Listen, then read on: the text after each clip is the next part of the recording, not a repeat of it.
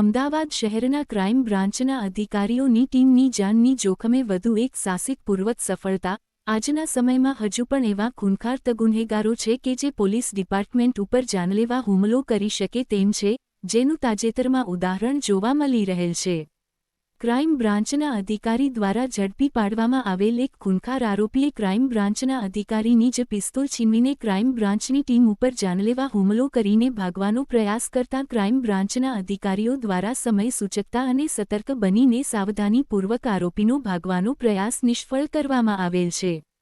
આવા પ્રકારની બનતી ઘટનાઓને કાયમ વર્ષોથી અમદાવાદ શહેરની ક્રાઇમ બ્રાન્ચના અધિકારીઓ દ્વારા આવા ખૂંખાર આરોપીઓને દબોચીને પ્રજાના રક્ષણ માટે અમદાવાદ શહેરના ક્રાઇમ બ્રાન્ચના અધિકારીઓએ જાનની જોખમે આરોપીઓને ઝડપી પાડવામાં સફળતા મેળવેલ છે, જેના જ કારણે પૂરા ભારત દેશમાં અમદાવાદ શહેરની ક્રાઇમ બ્રાન્ચના અધિકારીઓને પ્રથમ સ્થાને માનવામાં આવે છે।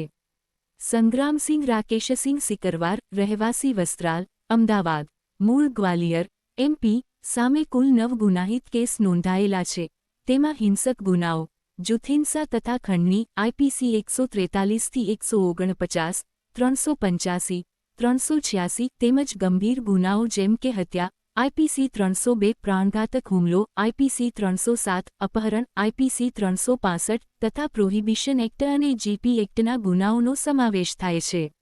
આરોપી સંગઠિત ગુનાહિત પ્રવૃત્તિઓ તથા હિંસક સ્વભાવ માટે કુખ્યાત છે અને અનેક હત્યાના બનાવોમાં પણ જવાબદાર છે। આરોપીને કસ્ટડીમાં લઈ જવામાં આવી રહ્યો હતો ત્યારે ટ્રાન્ઝિટ દરમિયાન તેણે ક્રાઇમ PIની પિસ્તોલ છીનવવાનો તથા ક્રાઇમ બ્રાન્ચની ટીમ પર હુમલો કરવાનો પ્રયાસ કર્યો। આ ઘટનાક્રમ દરમિયાન થયેલી અથડામણમાં આરોપી સંગ્રામસિંહને ગોળી વાગી હતી।